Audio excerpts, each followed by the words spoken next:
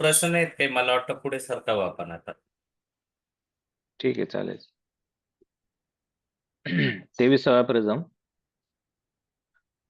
परंतु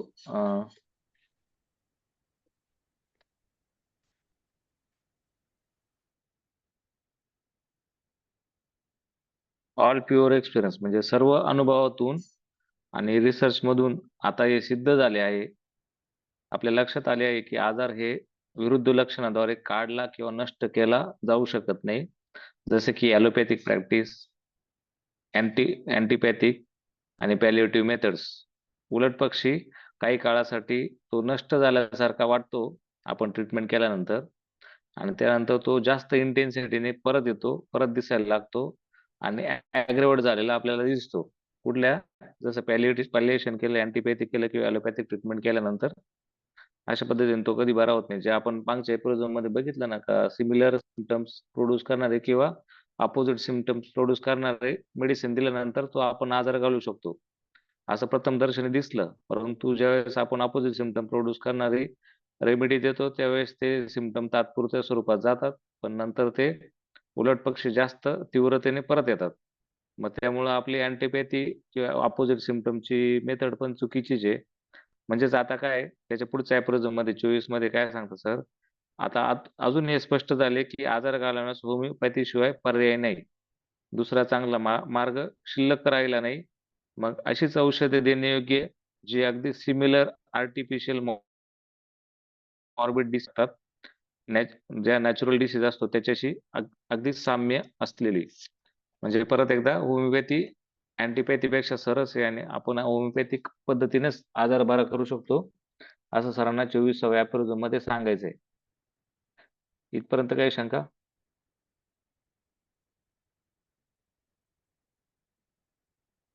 doctor Shirsat sir, तुमचा हात वर होता मग, अशी काही शंका असेल तर विचारून घ्या, नसेल तर मग ते अनम्यूट करून विचारा, नसेल तर सर पुढचं शिकवू. काय नाही, नमस्कार करायचं. ओके, नमस्कार. ओके ओके, नमस्कार सर.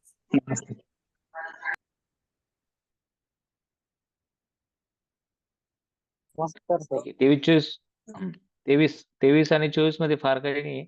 जे आपण आधीच्या एपिसोड मध्ये शिकलो त्या पद्धतीने त्यांनी फक्त हे स्पष्ट करण्याचा प्रयत्न केलाय का आपण फक्त होमिओपॅथिक ट्रीटमेंटनीच कसं आपण ट्रीटमेंट करू शकतो आणि तेवढीच एक पॅथी योग्य आहे असं सरांना उदाहरणासहित सांगायचं होतं.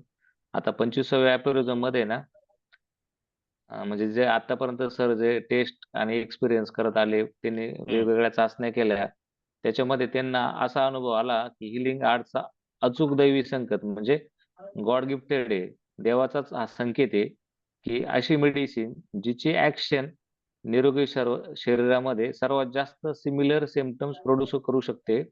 म्हणजे आजाराच्या लक्षणाशी साम्य असलेली सिम्पटम जर निरोगी याच्यात प्रोड्यूस करते, अशी सुटेबल मेडिसिन सुटेबल पोटेन्सी मध्ये आपण आजारास जलद गतीने पूर्णतः कायमस्वरूपी रिमूव्ह करू शकते. तीच ती मेडिसिन आहे जी त्या आजारास कायमस्वरूपी आणि पूर्णपणे काढू शकते आणि त्या रोग्यास हेल्दी करू शकते. आणि जेवढी लक्षणे मेडिसिनशी जुळतात त्यापैकी एक सुद्धा क्युअर झाल्याशिवाय राहत नाही. म्हणजे आपण 10 लक्षणं असतील आजारामध्ये, आपण 8 लक्षणांची मुलती जुलती जर मेडिसिन दिली, ते 8च्या 8 क्युअर होतात. एकही त्यातला असा जर मॅच झालाय आणि तो बरा होण्याचा राहिला असं कधी लक्षात येत नाही सरांच्या. त्याची फुटनोट दिली सरांनी. आता जुन्या शाळेचे म्हणजे जे ओल्ड स्कूल मध्ये ॲलोपॅथिक प्रॅक्टिस वाले जे सामान्य अभ्यासक होते, त्यांच्या वायफळ गोष्टींना ते अभिमान बाळगायचे आणि त्यांनी कित्येक वर्ष आजारांना म्हणजे त्यांची ट्रीटमेंटची पद्धत कशी होती की कॉम्प्लेक्स प्रिस्क्रिप्शन द्यायचे, म्हणजे एकापेक्षा अनेक मेडिसिन द्यायचे किंवा एकापेक्षा अनेक पद्धती वापरायचे आणि त्यांनी ते कधीच त्याचा काळजीपूर्वक शोध घेतला नाही व आधीच मांडलेल्या म्हणजे पूर्वी जे हजारो वर्षापासून चालत आलेले त्यांचे ते सिद्धांत होते जे ऑलरेडी भ्रामक होते, काही त्याला काही बेस नव्हता, त्यांना गृहीत धरून त्यांनी आजारात काहीतरी मॉर्बिफिक मॅटर असल्याचे स्वप्न पडले. म्हणजे त्यांना असं वाटायचं का त्याच्यात जे आतापर्यंत आपण सांगत आलो काहीतरी त्यात मॅटर आहे आणि तो त्यांना तो काही त्यांना ते हायपोथेटिकल म्हणजे त्यांना ते ऍक्च्युली प्रॅक्टिकली कधी सापडत पण नाही, पण ते हायपोथेटिकली मान्य करतात तर ती अबनॉर्मल गोष्ट आहे आणि ती आपण सापडली असं गृहीत धरतात आणि त्यात त्यांना काय पाहिलं हे त्यांना देखील उमगलेले नसतात का खरंच ते दिसलंय का नाही. आणि त्यांना नेहमी पेशंट मध्ये असं काहीतरी दिसतं, परंतु काय दिसले त्यांना कधी सांगता येत नाही आणि कळत नाही. पण फक्त त्यांचा होरा कसा होता का आपल्याला ते मटेरियलिस्टिक कन्सेप्ट नुसार ते ऍबनॉर्मल मॉर्बिफिक मॅटर आहे त्याच्यावरती ट्रीटमेंट करायचंय, त्याचा नायनाट करायचा आहे, म्हणजे आपण रुग्ण बरं करू शकतो असं त्यांची कन्सेप्ट होती. मग अशा अननोन वस्तू विरोधात सर काय म्हणता मग अशा अननोन वस्तू विरोधात कॉम्प्लेक्स फोर्स म्हणजे एकापेक्षा अनेक मेडिसिन वापरून अननोन गोष्ट फक्त देवालाच माहिती जी फक्त आता कसं आहे माहिती का ती त्यांना ज्यांनी ॲलोपॅथिक ट्रीटमेंट सुरू केली आहे त्यांनाही ती माहित नाही. आपण होमिओपॅथी करतो आपल्याला माहित नाही, म्हणजे ती फक्त देवालाच माहिती आहे. त्याच्या विरोधात हे काहीतरी कुठलं तरी कॉम्प्लेक्स फोर्सेस जसं मेडिसिन्स किंवा ब्लड लिचिंग कुठली एक मेथड वापरून ते ट्रीटमेंट करायला बघताय. आणि मग अशी अननोन गोष्ट जी देवालाच माहिती आहे तिच्या वार्तातून ते काय अनुभवतात का अशा वार्तातून त्यांना काही अनुभव मिळत नाही, म्हणजे त्यातून त्यांना काही शिकायलाही भेटत नाही किंवा कुठला रिझल्ट देखील दिसला नाहीये. मग अशा प्रकारचा अनुभव म्हणजे अज्ञात. मग आता सर त्याला काय उदाहरण देतं आपण जो कॉलिडोस्कोप म्हणजे पूर्वीच्या यात्रेमध्ये आपण बघितलं असेल ना ते दुर्बिणीतून एक चित्र बघायचं तो जो कॉलिडोस्कोप चालवणार ते हाताने फिरवतो आणि मग आपल्याला त्या दुर्बिणीतून वेगवेगळे चित्र आपल्याला दिसतात. मग ते चित्र बघत बघत आपलं मनोरंजन होतं. पण मग तो जो कॉलिडोस्कोप आहे सरांच्या मते त्याच्यामध्ये त्यांना ते अननोन चित्र आहे. जसं तुम्हाला एखादी व्यक्ती माहिती आहे समजा त्याच्यामध्ये आता गोविंदा अमिताभ बच्चन असे पिक्चर आले तर आपल्याला त्याच्यात इंटरेस्ट होतो का नाही हा ते माहिती आहे. पण जे फक्त रंगीत चित्र आहे आणि त्यांचं काही नाम नाही किंवा नाव नाही ते आपल्याला कधी अनुभवलेले नाही माहित नाही आणि मग ते फक्त बघत बसले तर त्याच्यातून तुम्हाला काय knowledge? जसं एखादा अननोन पिक्चरची भाषा आपल्याला माहित नाही ती आपण बघतोय त्याच्यातून आपल्याला काही नॉलेज भेटतं का. ती नाही तर तो पिक्चर बघितलं किंवा ती स्टोरी ऐकलं तर त्याच्यातून आपल्याला मॉरल काही कळणार आहे का. कारण नाही. आपल्याला ते ज्ञातच होत नाही. तशा पद्धतीने आपण ते फक्त चित्र फिरताना बघतोय म्हणजे ते ते एकामागे एक ट्रीटमेंट करताय आणि त्यांना कधी तो रिझल्ट पण अनुभवता नाही आलाय जे क्युअर म्हणतो आपण. आणि मग ते फक्त दुसऱ्याने केलं म्हणून आपण करायचं अशा पद्धतीने ते करतायत आणि तो त्यांना आजपर्यंत म्हणजे हजारो वर्ष त्यांना त्याचा कधी हिशोबही मांडता नाही आला. जसं आपण सायंटिफिकली प्रूव्ह केलंय हे पूर्वीच्या काळातले म्हणजे ज्यावेळेस हानिमन सर होते त्या काळातली ॲलोपॅथी आहे. ज्यावेळेस एवढे इन्व्हेस्टिगेशन नव्हते तसे आता आहे. मग ते फक्त इम्पेरिकल ट्रीटमेंट होती त्यांची त्याला काही बेसच नव्हता असं सरांना इथं 25व्या अल्गोरिदम मध्ये उदाहरणाचे सांगायचंय. कळलं का हा? Yes sir. म्हणजे त्यावेळेला बॅक्टेरिया सरांनी ते व्हायरसेस दिसत कॅलिडोस नव्हते त्याला ते हा इम्पेरिकल नव्हतं कॉज मानायचे जे नंतर आता आपण आणि म्हणू ते शकतो किंवा त्यांनी ते इन्व्हेंट केलं. हो आणि ते सांगण्यासाठी सरांनी ते कॅलिडोस्कोपचं त्या काळात पिक्चर मूवीज नव्हते ते कॅलिडोस्कोप जुन्या काळामध्ये होत ते बघायचे एक मनोरंजन साधन होतं ना. मग त्या पद्धतीने त्यांनी ते उदाहरण देऊन स्पष्ट केलं होतं का त्यातून त्यांना जर ते पिक्चर तुम्ही काय बघताय हेच माहित नाही जसं तो मॉर्बिक एजंट आहे किंवा तो आजार आहे तो माहित आहे ट्रीट करताय मग त्याला काही अर्थच नाही ना. त्याच्यातून तुम्हाला काय ज्ञान भेटणार आहे किंवा तुम्ही काय त्याच्यातून सिद्धांत मांडणार आहे काहीच नाही मांडू शकत असं आहे. घेऊ 26. Yes sir. ओके 26 मध्ये हा 26 मध्ये हे निसर्गाच्या खालील होमिओपॅथिक नियम आता सरांनी 26 मध्ये होमिओपॅथिक लॉ ऑफ क्युअर आतापर्यंत आपण जेवढं सिम्टोमॅटॉलॉजी टोटॅलिटी पोर्ट्रेट ऑफ डिसीज ॲफिनिटी या सगळ्या गोष्टी शिकलो त्याच्यावरतून त्यांनी आता तो जो लॉ आहे आपलं मग आता आता इथपर्यंत सरांनी सांगितलंय होमिओपॅथिक मेडिसिन एकमेव पर्याय आहे आणि तेच चांगलं काम करतं. पण त्याला काय सिद्धांत आहे आता इथं आपण तर मागच्या एपिसोड मध्ये बोललो की ॲलोपॅथी वाल्यांना काही सिद्धांत नव्हता. मग आपल्याला काहीतरी सिद्धांत असेल ना. मग 26व्या मध्ये त्याने तो सिद्धांत मांडलाय. तो सिद्धांत काय आहे A weaker dynamic affection is permanently extinguished in the living organism by a stronger one if the latter is very similar to the former in its manifestation. तिथे कंसात त्यांनी whilst differing in a kind. आता हे whilst differing in kind म्हणजे काय सांगता येईल कोणाला.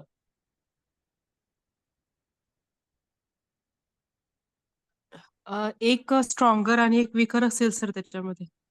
काइंड म्हणजे त्याचं शक्ती वेगळी वेगळी.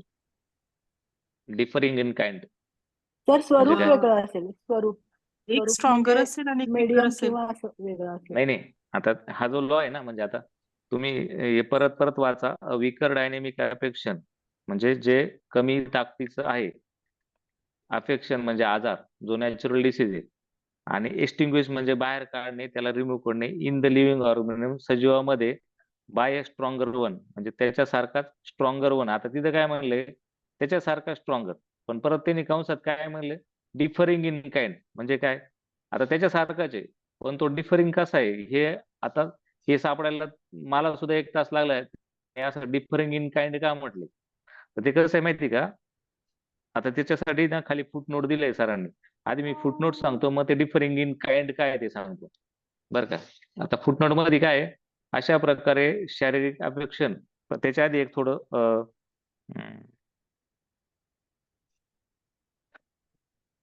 अफेक्शन आणि मोरल मेलडीज दोन्ही बरे होतात. मग हा जो होमिओपॅथिक लॉ आहे, पहिल्या फुटनोट सरांनी काय सांगितलं, या होमिओपॅथिक लॉने शारीरिक अफेक्शन म्हणजे शरीराला झालेले जेवढे आजार आहे आणि जे मॉरल मेलडीज जे माइंड मध्ये असतात, ते सुद्धा अशाच लॉने, ह्याच लॉने आपण बरे करू शकतो. त्याला दुसरा कुठलाही लॉ नाही. त्याच्यासाठी सर उदाहरण देतात, जसे पहाटेच्या वेळी तेजस्वी ज्युपिटर म्हणजे जो शुक्र बुध ग्रह तारा. आहे तो, हा सॉरी, शुक्र तारा असतो, तो आपण पहाटेच्या वेळेस बघतो, एकदम बरोबर स्पष्ट दिसतो. पण जसं जसं उजाडायला लागतं ना, तो आपाप आपल्या नजरेतून अस्पष्ट होतो. आपल्याला देखील कळत नाही तो गेला कसा. तो बरोबर कसा तो जातो, तर तिथेच तो असतो. हो, ज्यावेळेस सूर्याचा, तो तिथेच असतो. उजेड जास्त पण होतो. ज्यावेळेस बरोबर. सूर्याचा उजेड जास्त होतो, त्यावेळेस तो झाकला जातो आपल्याला. आणि तो का झाकला जातो, तर दोन्ही गोष्टी आहे ना, दोन्ही गोष्टी एकाच सेन्सेसवर ऍक्ट होत्या, ऑप्टिक नर्ववरती. आपलं त्यावेळेस ब- सेन्सेशन कुठलं नर्व, कुठली ऍक्ट होती, ऑप्टिक नर्व ऍक्ट होती. बरोबर म्हणजे तो जो उजेड आहे तो सेम दुसऱ्या उजेडाने घालवत आहे, बरोबर आहे की नाही. म्हणजे इथं काय सिमिलर काय आलंय, उजेड जो प्रकाश आहे तो सिमिलर आलाय, पण डिफरिंग इन काइंड काय आलंय, एक काय होता शुक्र शुक्रतारा ताऱ्याचा होता, उजेड कमी दुसरं होता काय, आणि सूर्याचा उजेड जास्त नाही होता. नाही नाही विकर नाही नाही नाही बरं तो, हा. आता काय होतं, सूर्याचा उजेड जास्त असल्यामुळे शुक्र ताऱ्याचा उजेड नाहीसा झाला. पण डिफरिंग इन काइंड काय आहे, शुक्र तारा हा वेगळी वस्तू आहे आणि सूर्य हा वेगळा वस्तू आहे. म्हणजे ते वेगळे आहे ना, दोन दोन दोन ग्रह वेगळे वेगवेगळे आहेत. वस्तू आहे, बरोबर. दोन हा. वेगळे प्रकार आहे, दोन वेगवेगळे आहेत. म्हणून ते डिफरिंग इन काइंड, म्हणजे त्यांचे प्रकार वेगळे, पण त्यांचं सेन्सेशन आणि फंक्शन कार्य एक आहे. ते ऑप्टिक नर्वला इल्युजन तयार करतात. आपण प्रकाश पडल्यानंतर आपल्याला एक प्रकाश गेल्यानंतर जो स्ट्रॉंगर असतो त्याचा इफेक्ट झाल्यामुळं आपल्याला शुक्र तारा दिसायला नष्ट होतो, नाहीच होतो, पण तो ऍक्च्युली गेलेला असतो का, नाही. म्हणजे तो सेन्सेशन तयार करतो, पण ते दोघं, सूर्य का आणि शुक्र तारा एक तर नाहीये, दोघं वेगळे आहे. म्हणून ते डिफरिंग इन काइंड आहे. अगदी जसं आता आता त्याच्यात पण आहे. आता पुढे कसं दिलंय सरांनी, आपल्याला एखादा अगदी उबट कुबट वास आलाय आणि आपल्याला तिथं काय अफेक्ट झाली, आपली olfactory olfactory nerve nerve. Senses affect झाली.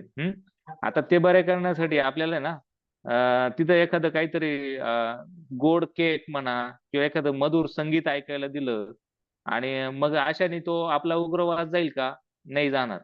का नाही जाणार, तर आपले अफेक्शन कसं आहे ऑल्फॅक्टरी नर्व वरती, आणि ऑल्फॅक्टरी नर्व वर ऍक्ट झालेली वस्तू तुम्ही हिअरिंगच्या नर्व वरती ऍक्ट झालेली किंवा जिभेच्या तोंडाच्या चवेमध्ये घालू नाही शकत.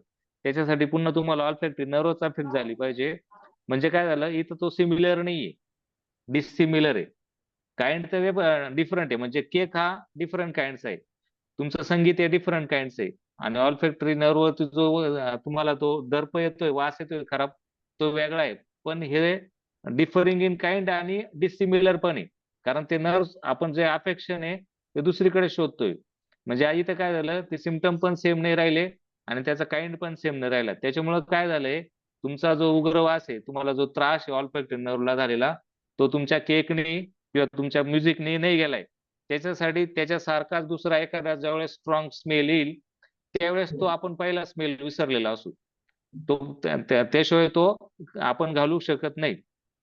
आता त्याचं अजून अजून एक सिमिलर काइंडचं उदाहरण काय दिलंय सरांनी, जसं धूर्तपणे सैनिक जेव्हा फटके मारतात, एखाद्याला पूर्वीच्या काळामध्ये लाईन मध्ये सर्व चाबूक घेऊन उभे राहायचे आणि ज्याला शिक्षा द्यायची त्याला त्या रांगेतून चालायला लावायचे.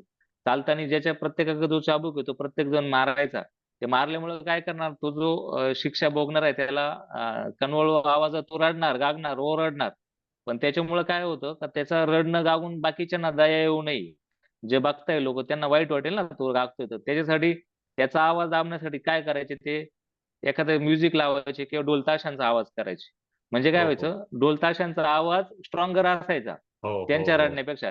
त्याच्यामुळं ते जे दयावान केविलवान रडणं आहे ते आपल्यापर्यंत किंवा जे प्रेक्षक होते त्यांच्यापर्यंत पोहोचत नव्हतं. कानापर्यंत जायचं. अशा अर्थाने ते केविलवान दडपलं जायचं आणि तो स्ट्रॉंग ढोल ताशांचा आवाज आहे तोच आपल्याला ऐकायला भेटायचा. त्यामुळे आपल्याला त्याच्या रडण्याकडे कधी बघितलं जात नव्हतं आणि कोणाला त्याचं वाईटही वाटत नव्हतं. अशा पद्धतीने ते सुद्धा एक होमिओपॅथिक लॉच्या हिशोबाने ते ट्रीट करायचे. दुसरं त्यांनी एक उदाहरण दिलंय, जसं आपले सैनिक ज्यावेळेस युद्ध होतं त्यावेळेस आहे ना, लांबून जर तोफांचा आवाज आला समोरच्या सैन्याचा तर आपल्याला आपल्या सैन्याला काय वाटतं, खूप मोठमोठ्या तोफा घेऊन आले. मग अचानक धडकी भरते आपल्याला, नाही यार आपण त्यांच्याशी लढू नाही शकत. मग असं जर आपल्याला सैन्यांचं मनोबल खच्चीकरण होऊ नये म्हणून त्यावेळेस सेनापती काय करायचे, आपल्या बाजूने मोठमोठ्या ड्रमचा आवाज करायचे. म्हणजे काय व्हायचं, त्या ड्रमच्या आवाजासमोरून तोफांचा आवाज आपल्यापर्यंत पोहोचत नव्हता. त्यामुळे सैन्याला हे कळतच नव्हतं का पुढून किती स्ट्रॉंगली आपल्याकडे एनिमी येतोय किंवा किती ताकदवार आहे. म्हणजे अशा हिशोबाने त्यांनी ते सिमिलर ऍक्ट करायचे आणि सिमिलर पद्धतीनं ते घालवायचे. इथं सुद्धा होमिओपॅथिक लॉ ऑफ क्युअर आहे. आलं. असे 3 उदाहरण त्यांनी एकदम भारी छान पद्धतीने दिलेले फुटनोट मध्ये. आणि मग इथं जे आपल्याला डिफरिंग इन काइंड आहे ना, म्हणजे तो दोन व्यक्ती वेगळ्या प्रकारचे असू शकतात पण त्यांची ऍक्शन सिमिलर पाहिजे. सिमिलर गोष्टीवर ऍक्ट केले पाहिजे, आपल्या सेन्सेसवर सिमिलर रित्या जेव्हा ऍक्ट होत्या तेव्हाच ते इफेक्टिव्ह असतात. पण भले ते त्यांचा प्रकार वेगळा असला, जसं ढोल ताशाचा आवाज तो काढणारा ढोल ताशा वेगळा असतो आणि तोप वेगळी असते. त्यांचा प्रकार एक असतो का? नाही, ते डिफरिंग काइंड असतात, वेगवेगळे असतात. पण त्यांचा जे आवाज आहे, तिचे सेन्सेशन आहे आपल्याला, आपल्या हिअरिंगच्या सिस्टीमला ते ऍक्ट सिमिलर करतं. पण जर ढोल ताशांचा आवाज तोफेंच्या तुलनेत जास्त असेल तर आपल्याला तोफेंचा आवाज पोहोचतच नाही.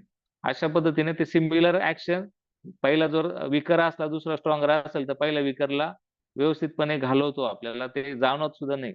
अशा पद्धतीने प्रॅक्टिकली ते त्या काळातले उदाहरणं देण्याचा प्रयत्न केलाय. त्याचप्रमाणे आता हे झालं फिजिकल लेवलला नाही का. त्याच प्रकारे जर आता मेंटल लेवलला पण कसं घडतं, सरांनी उदाहरण दिलंय. एखादे मनातील दुःख किंवा शोक आपल्याला जर झाला तर त्यावेळेस आपल्याला एखादं त्याच्यापेक्षा जास्त जर दुःख आलं तर आपण पहिलं दुःख विसरतो. आपण डे टू डे प्रॅक्टिस मध्ये पण बघतो. आपल्याला एखादे 10,000 रुपये जर हरवले असेल आपल्याला, तर आपल्याला ते बऱ्यापैकी दुःख वाटतं, यार आपला लॉस झालाय. पण त्याच्यापेक्षा अजून कुठंतरी आपलं त्याच वेळेस आपल्याला एखादी बातमी गेली की जवळच एखाद्या व्यक्तीच मृत पावलाय, त्यावेळेस आपण ते 10,000चं दुःख लक्षात ठेवू का? नाही ठेवू शकत.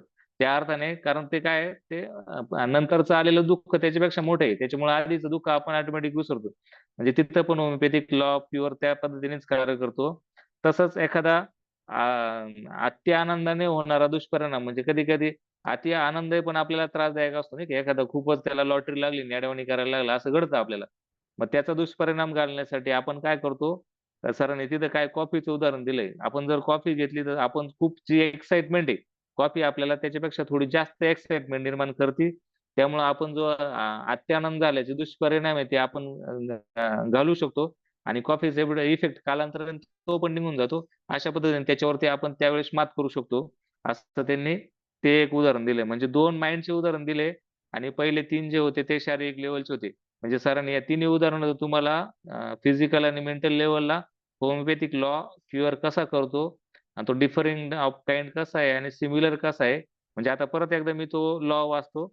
weaker dynamic affection is permanently extinguished in the living organism by a stronger one if the latter is very similar to the former one and in its manifestation म्हणजे काय, त्याच्या ज्या संवेदना आहे किंवा त्याचे जे लक्षण आहे त्याच्यात. आणि डिफरिंग इन काइंड म्हणजे त्याचं फिजिकल अस्तित्व वेगळं असू शकतं, त्याला डिफर असू शकतं, पण त्याचे मॅनिफेस्टेशन सेम पाहिजे. म्हणजे शुक्र तारा आणि सूर्य हा दोघं वेगळे, पण त्याचे मॅनिफेस्टेशन जे उजेड तयार करायचे ते सेम आहे. फक्त एकाचं स्ट्रॉंग आहे, एकाचं वीक आहे, एवढंच. मग जो वीक आहे तो ऑटोमॅटिक स्ट्रॉंगर तिथे आल्यानंतर तो नाहीसा होतो. कळलं सरांनी? आता येस सर. शेवटचं त्यात एक आता उदाहरण दिलंय. हो हा सर. नाही, त्याच्यात एक बोला सर. नाही, शेवटचं एक राहिलंय सर त्याच्यातलं. सरांनी त्यांच्या जर्मनीमध्ये ना, जर्मनीचं ते लास्टली उदाहरण काय दिलंय, म्हणजे आता याच्यापेक्षा सगळ्यात मोठं उदाहरण सर काय देता, ज्यावेळेस जर्मनी पाश्चात्य लोकांच्या अंडर याच्यात होता. म्हणजे जसं आपण इंग्रजांच्या आधिपत्याखाली होतो तसं ते पण कधीतरी पारतंत्र्यात त्यावेळेस ते शतकानुशतके त्या याच्या वेठबिगारीमध्ये राहिल्यामुळे आणि उदासीन राहिल्यामुळं त्या लोकांची भावना मरून गेली होती. म्हणजे त्यांना ते सवय झाली होती की आपण असंच गरीब राहणार आहे आणि आपण याच्यातून काही मार्ग काढू शकत नाही. पण ज्यावेळेस पाश्चात्य साम्राज्याने त्यांच्यावर अतिक्रमण केले, त्यांना आत्यंतिक दुःख दिले, त्यांना खूप जास्त त्रास दिला, त्यावेळेस त्यांच्या भावनातला आत्मविश्वास उफळून आला. एक एक गोष्ट असं ना का सण करण्यापलीकडे गेलं, त्यावेळेस त्यांनी मग ते नव्याने ताटमानाने लढा द्यायला शिकले आणि त्यातून उभारी घेऊन ते पूर्ण राष्ट्र उभं राहिलं. म्हणजे इथे सुद्धा त्यावेळेस त्यांनी जे आधीच्या दुःखद भावना होत्या, दुसऱ्यांनी अजून दुःख दिल्यामुळे पहिल्या दुःखद भावना विसरले आणि त्यामुळे त्यांना ते प्रेरित झाले आणि त्यातून त्यांनी राष्ट्र परत जर्मन राष्ट्र परत उभं केलं. हे सुद्धा त्यांनी एक उदाहरण दिलंय तिथे. हे सरांनी जेवढा आपल्याला फुटनोट समजून सांगितले ना 26 Footnote नंबर सांगितले. अल्गोरिदमची, तर हा. ही फुटनोट्स हॅनेमन सरांनी लिहिणं किंवा सरांनी सांगण्यामागचा उद्देश हा जर बघितला आपण तर तो पहिल्या ओळीमध्ये दिसतो 26 अल्गोरिदमच्या. This depends on the following homeopathic law of nature. म्हणजे आता हे जेवढे उदाहरणं सांगितलीत ना, हा निसर्गाचा नियम आहे. नैसर्गिक. हा निसर्गाचा कायदा आहे, निसर्गाचा नियम आहे. त्या अनुषंगाने सरांनी ही उदाहरणं आपल्याला दिलेली आहेत. माझ्या क्लिनिकल प्रॅक्टिस मधलं एक रिसेंटचं उदाहरण देतो माझ्याच घरातलं. आमच्या मॅडमला लोअर बॅकएक होता, म्हणून आम्ही नाशिकला गेलेलो होतो एका होमिओपॅथिक डॉक्टरांना कन्सल्ट करायला. आणि त्यांच्याकडे पोहोचण्याच्या अगोदर मॅडमचा पाय स्लिप झाला आणि स्लिप झाल्यानंतर मेटाटार्सल बोन फ्रॅक्चर झाला आणि फ्रॅक्चर झाल्यानंतर त्या पडल्यात. तेव्हा पेनने त्या खूप विवळत होत्या. आता ज्या दुखण्यासाठी आम्ही गेलेलो होतो ते ह्या दुखण्याच्या पुढे झालं विकर अफेक्शन. त्यावेळेची त्यांची स्टेट होती की त्यांना ज्या वेळेला ते फ्रॅक्चर झालं त्या फ्रॅक्चरच्या वेदना 2-3 दिवस भरपूर होत्या. बाय दॅट टाइम त्यांनी आम्हाला ती कंप्लेंटच केली नाही की त्यांचं कमरेचा काही त्यांना त्रास होतोय म्हणून. So it's a live example clinically आपण कसं बघू शकतो. कॉफी क्रुडा आम्हाला माध्यमिक शाळेत आम्ही ज्या वेळेला होतो तर एक आम्हाला पाटील नावाचे शिक्षक होते. तर त्या काळामध्ये म्हणजे आता हे मी उदाहरण देतोय साधारण 90 ते 93च्या दरम्यानची घटना असेल. म्हणजे मी 8वी-9वीला असेल त्यावेळेचं. तर त्यावेळेला शक्यतोवर बाहेर देशात कुणी नंबर लागणं, शिकायला जाणं किंवा नोकरीला लागणं एखाद्या छोट्या गावातनं, तर ही खूप मोठी गोष्ट असायची त्या काळामध्ये. तर त्या सरांच्या मुलाला काहीतरी जॉब लागला की शिक्षणासाठी तो US ला त्यावेळेला गेला होता आणि सर त्याला मुंबईला एअरपोर्टला सोडवायला गेलेत. तिथून आलेत आणि तिथून आल्यानंतर सेम नाईट ते हार्ट अटॅकने एक्सपायर झाले. म्हणजे त्यावेळेला एवढा अत्यानंद त्यांना झालेला होता त्यांच्या त्या मुलाच्या याचा की त्या आनंदापुढे त्यांना म्हणजे आकाश ठेंगणं वाटायला लागलं. तर मी ज्या वेळेला कॉलेजलाच असताना कॉफी अक्रुडा ही रेमेडी शिकलो होतो, तर तेव्हापासून आजपर्यंत मला ती कॉफी अक्रुडा असं वाटतं की कदाचित त्यावेळेला एखाद्या होमिओपॅथने त्यांना दिली असती तर कदाचित सरांचा जीव वाचला असता. सो रिअल लाईफमध्ये अशा घटना घडत असतात आपल्या. कुणाला 26 पर्यंत काही अडचण असेल तर त्यांनी अनम्यूट करून बोला, नाही तर 27वा नंबरकडे जाऊयात सर. नितीन रसाळ सर, तुमचा प्रश्न आहे सूर्य आणि चांदण्या पण एक उदाहरण आहे ना सर. सर ते दिलं ना सरांनी, एक्सप्लेन केलं त्यांनी. म्हणजे सूर्यमालेमधले 2 ग्रह आहेत त्या ठिकाणी सिमिलॅरिटी झाली 2 ग्रह म्हणून, पण एकाचा उजेड जास्त आणि दुसऱ्याचा कमी. हे त्यांचं डिसिमिलर झालं. सेकंड थिंग, आपण दोघं ग्रहांकडे ज्या वेळेला बघतो सूर्याकडे किंवा शुक्र ताऱ्याकडे, तर त्यांच्याकडे बघताना सिमिलॅरिटी ही आहे की आपले ऑप्टिक नर्व काम करत असते. तर सिमिलॅरिटी त्या ठिकाणी आलेली.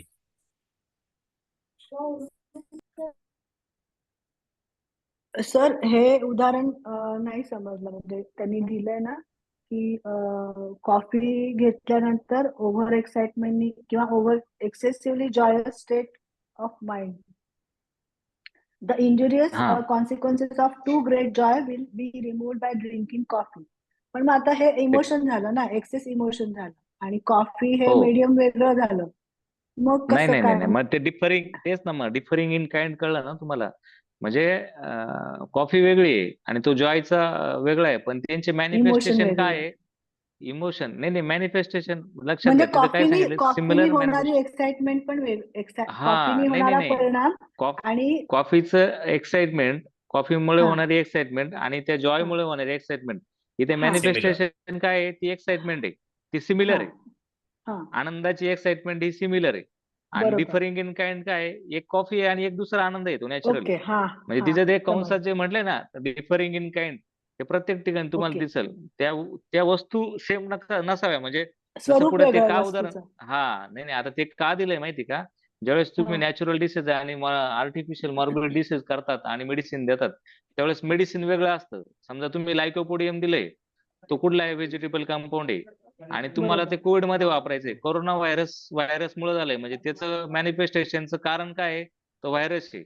तो डिफरिंग इन काइंड म्हणजे व्हायरस वेगळा, बरोबर. तुमचं व्हेजिटेबल वेगळं, पण त्यांचे हा मॅनिफेस्टेशन काय आहे, तुमचं लायको सेम पण आहे. तेच सिमटम तयार करतं आणि तुमचा हा व्हायरस पण तेच सिमटम. मॅनिफेस्टेशन सेम असतात, पण ते डिफरिंग इन काइंड असतात. म्हणजे वस्तू ती वैयक्तिक वस्तू वेगळी आहे. Medicinal substance. हा हा ओके. हा ते जे दोन पदार्थ वेगळे आहे, त्यांचं हम्म. कार्य वेगळे आहे, पण त्यांचे मॅनिफेस्टेशन सेम, म्हणजे सिमटम सेम आले पाहिजे, त्यावेळेस ते कार्य करतात. मग तो जो लॉ ओके. एका ओळीत त्यांनी सांगितलं ना, त्याचा अर्थ खूप मोठा आहे. म्हणजे आता त्याच्यावरती पुढचे 15 ते 20 अॅप्रॉरिझम चालणार आहे.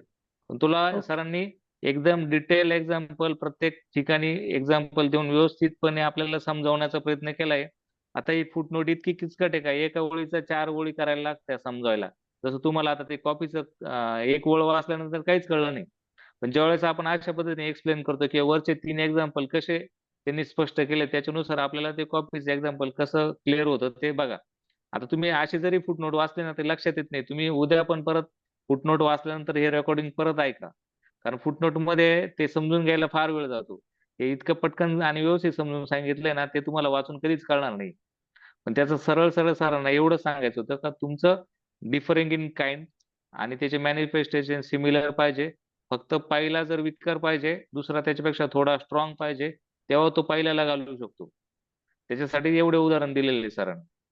कळलं? Okay sir. हो हो थँक्यू. एक ऍडिशन अजून करायचं होतं सर हो. याच्यामध्ये. म्हणजे मी मागे कुठल्या ऑर्गॅनिझमचे जे लेक्चर ऐकलेले हम्म, त्याच्यात, इथं या ॲफोरिझम मध्ये जे हम्म, लिव्हिंग ऑर्गॅनिझम आलेला आहे ना वर्ड, तर तिथे एक गोष्ट हम्म. जस्टिफाय होते की होमिओपॅथी ॲनिमल आणि प्लांट्स मध्ये पण चालते. हो. दुसरी गोष्ट तिथे लिव्हिंग ऑर्गॅनिझम म्हणजे प्लांट मधलं एक एक्झाम्पल दिलं गेलं होतं की आपण असं म्हणतो ना, वटवृक्षाच्या छायेखाली छोटी छोटी झाडं जगत नाही. म्हणजे Right. एखादं वटवृक्ष सोडून द्या, पण जे कुठलं मोठं झाड असेल ना, तर त्याला जर आपण स्ट्रॉंगर म्हटलं तर त्याच्या खाली ना दुसरी झाडं तो उगू देत नाही, जगू देत नाही. हे त्या ठिकाणी एक सांगितलेलं होतं. 27 घ्यायला हरकत ओके. नाही सर. म्हणून 27 मध्ये काय सांगतं सर, म्हणून औषधातील क्युरेटिव्ह पॉवर ही तिच्या लक्षणावर अवलंबून असते. आता परत ते जे आपण 2-3 अॅप्रॉरिझम आधीचे क्युरेटिव्ह पॉवर मेडिसिनची काय असते, ती लक्षणावरती अवलंबून असते. तिथे जाता सर, कारण मेडिसिन कशी काम करायची आणि ते आजारासारखेच असतात, परंतु आजारापेक्षा सुपिरियर असतात. ते थोडं स्ट्रॉंगर पाहिजे का, तर त्याच्याशिवाय तो विकर डायनेमिक अफेक्शन जाणार नाही. म्हणजेच प्रत्येक केस ही तेव्हाच पूर्णपणे गतिमानरित्या म्हणजे फास्टली, कायमस्वरूपी, परमनंटली बरी होऊ शकते, जेव्हा ती मेडिसिन त्याच्यासारखाच आजार त्याच टोटॅलिटीच्या रूपात परंतु स्ट्रॉंगर ताकदीचा मानवी शरीरात तयार करू शकते. म्हणजे तुमची मेडिसिन जेव्हा त्याच्यासारखा थोडा स्ट्रॉंग आजार तयार करील, त्यावेळेसच ती मेडिसिन पूर्वीच्या आजाराला घालू शकते. याच्यासाठी मेडिसिन तुमची असा आजार केला पाहिजे की तो तुमच्या नॅचरल आजारापेक्षा थोडासा स्ट्रॉंगर पाहिजे. 28 मध्ये काय, हा नैसर्गिकपणे बरे करण्याचा एकमेव नियम आहे आणि जगातल्या प्रत्येक शुद्ध प्रयोगात म्हणजे प्युअर एक्सपिरियन्स मध्ये आपण तो आणि खऱ्या ऑब्झर्वेशन मध्ये आपल्याला प्रत्येक ठिकाणी दिसतो. जसं सरांनी आता 2-3 उदाहरण दिले आणि फुटनोट मध्ये पण सरांनी 2-3 उदाहरण दिले आणि आता आपण प्रॅक्टिकली 2-3 उदाहरण ऐकले. त्याच्यामध्ये प्रत्येक ठिकाणी ते सिद्ध होताना आपल्याला नेहमीच दिसतं. डे टू डे प्रॅक्टिस मध्ये आपण आयुष्य जगत असताना पण त्या सगळ्या गोष्टी आपण अनुभवतो. आणि मग हे जे आपण अनुभवतोय, मग सर काय म्हणतात, मग अशा वेळी ते कसं घडलं हे सिद्ध करणे काय महत्वाचे आहे. कारण ते तुम्हाला परत एकदा एखाद्या नियमात बसून, चौकटीत बसून तुम्हाला ते मांडायला लावता लोक, ते काय गरज आहे, तुम्हाला दिसतंय त्याचे परिणाम दिसताय. तुम्ही जर शुक्र तारा नाहीसा होताना बघितलाय, मग तो कसा गेला याच्या मागे परत सायन्स शोधायचं काय गरज आहे? तुम्हाला दडले दिसते का? तू ज्यावेळेस सूर्याचा उजेड आला त्यावेळेस तुम्हाला सूर्य तारा दिसेनासा झालाय. प्रॅक्टिकल तो तिथंच आहे, मग तो गेला कसा? म्हणून त्याचा तसा प्रयत्न सुद्धा करणे चुकीचे आहे किंवा मला ते गरज वाटत नाही असं सर म्हणतात. म्हणून मी त्याला फारसे महत्व देखील देत नाही. सर डायरेक्ट तिथे काय म्हणतात का मी ते सिद्ध करण्याच्या फंद्यातच पडत नाही, मी त्याला महत्वही देत नाही. पण हे असं घडलेलं आहे आणि मला ते मान्य आहे आणि आमची होमिओपॅथिक लॉ पण त्याच गोष्टीवरती कार्य करतोय, म्हणून ते जेन्युइन आहे आणि खरं आहे. 29 मध्ये जसं की प्रत्येक आजार, आता इथं कसं आहे 29 एक 5th एडिशन मधलं अॅपोरिझम आहे आणि थोडासा करेक्ट करून सरांनी 6th एडिशन मध्ये पण दिलेलं आहे. मी दोन्ही सांगतो ते. आणि ते 5th मध्ये कसं आहे पहिले की जसे की प्रत्येक आजारामध्ये सर्जरीच्या कक्षेत येणारे सोडून, आता इथं सरांनी डायनॅमिक नॅचरल डिसीज म्हणले, पण सर्जिकल केसेस सोडून. सर्जिकल केसेस मध्ये डायनॅमिक अफेक्शन असतंच असं नाहीये, म्हणून सरांनी तिथं सर्जिकल केसेस वगळायला लावले आहेत. हे व्हायटल फोर्सच्या सगळे आजार हे व्हायटल फोर्सच्या डिरॅंजमेंट वरतीच अवलंबून असतात, त्याच्या सेन्सेशन व फंक्शन वरती. जेव्हा आपण एखादं होमिओपॅथिक रित्या व्हायटल फोर्सला क्युअर करतो, तेव्हा ते औषध हे अॅक्युरेटली सिमिलॅरिटी ऑफ सिम्पटमच्या बेसवरती सिलेक्ट केलेले असते, परंतु ते थोडेसे स्ट्रॉंगर आणि सिमिलर आर्टिफिशियल अफेक्शन तयार करते. म्हणजे त्यासारखा फक्त स्ट्रॉंगर आजार ते तयार करते आणि त्यामुळे काय होते, विकर सिमिलर नॅचरल अफेक्शन जे आजार आहे, नॅचरल डिसीज आहे, तो निघून जातो. त्याला तो फोर्सफुली लोटून देतो तुमचा आर्टिफिशियल डिसीज. आणि त्यामुळे काय होतं, आता तुमच्या व्हायटल फोर्सला, आता आपला व्हायटल फोर्स फक्त मेडिसिनली डिसीज असतो, म्हणजे जो तुमच्या मेडिसिन मुळे जो आजार तयार झालाय सध्या आर्टिफिशियली, तो तुमच्या शरीरात अस्तित्वात आहे, पण तो स्ट्रॉंगर डिग्रीचा आहे. म्हणजे तुमच्या नॅचरल डिसीज पेक्षा तो थोडा स्ट्रॉंगर डिग्रीचा आहे, परंतु आपल्या औषधाची ऍक्शन ही थोड्याच काळासाठी असते. ज्यावेळेस तुम्हाला डिसीज मॅनिफेस्टेशन दिसायला लागते त्यावेळेस तुम्ही औषध बंद करता. औषधाची ऍक्शन संपल्यानंतर औषध जर थोड्याच काळासाठी ऍक्ट करणार आहे, त्यामुळे ऍक्शन संपल्यानंतर व्हायटल फोर्स त्या आर्टिफिशियल डिसीज वरती मात करतो. जरी तो स्ट्रॉंगर असला, पण करणाऱ्या औषधाची मात्रा संपल्यानंतर, त्याची ऍक्शन संपल्यानंतर व्हायटल फोर्स त्या स्ट्रॉंगर डिसीज वरती मात करतो किंवा तो आपोआप नाहीसा होतो. अशा प्रकारे व्हायटल फोर्स सुरुवातीला नॅचरल डिसीज पासून मुक्त झालेला असतो, कारण की आता तिथं आर्टिफिशियल डिसीज आलेला असतो आणि नंतर आर्टिफिशियल डिसीज पासून सुद्धा मुक्त होतो. मग त्यामुळे दोन्ही डिसीज गेल्यानंतर तो फक्त आता हेल्दी असतो आणि त्याचे व्हायटल ऑपरेशन करण्यासाठी तो सज्ज असतो, म्हणजे पेशंट पूर्णपणे निरोगी झालेला असतो. आता हे सरांनी 5th एडिशनचं मी सांगितले तुम्हाला. 6th एडिशन मध्ये तेच कसं सांगितलंय, प्रत्येक आजार एंटायरली सर्जिकल सोडून, पुन्हा एकदा सर्जिकल सोडून हा व्हायटल फोर्सचे डायनॅमिक मॉर्बिड अल्टरनेशन मुळेच झालेला असतो. त्यामुळे प्रत्येक होमिओपॅथिक क्युअर मध्ये आपल्याला जर होमिओपॅथिक रित्याच जर बरा करायचा आहे, तर आपण सिम्पटम सिमिलरिटीच्या आधारे औषध व त्याची पोटेन्सी सिलेक्ट करावी आणि त्यामुळे सिमिलर आर्टिफिशियल डिसीज तयार करून, जो की थोडासा स्ट्रॉंगर आहे नॅचरल डिसीज पेक्षा, त्याद्वारे विकर डायनेमिक नॅचरल डिसीज जो वीक आहे हा नाहीसा होईल व त्याची जागा थोडासा स्ट्रॉंगर आर्टिफिशियल डिसीज घेईल. आणि आता व्हायटल फोर्स, त्यालाच आपण 6th एडिशन मध्ये व्हायटल प्रिन्सिपल असं म्हणतो, त्याला फक्त स्ट्रॉंगर आर्टिफिशियल डिसीजचीच बाधा झालेली आहे. आणि परंतु आर्टिफिशियल डिसीज ची ताकद लवकरच संपणार आहे, कारण तिथे आपण मेडिसिन देणं बंद करतो आणि तो देखील नाहीसा होतो आणि मग पेशंट पूर्णपणे रोगमुक्त होतो आणि तो हेल्दी जीवन जगण्यास सुरू करतो. ही अत्यंत संभाव्य प्रक्रिया खालील प्रस्तावावरती अवलंबून आहे. मग त्याने ते परत ते एक्सप्लेन करण्यासाठी करत फुटनोट मध्ये उदाहरण दिले. पण अॅप्रोझम कळला तुम्हाला? सर मीटिंग एंड होते, आपण पुढच्या सेशनला घेऊ. चालेल.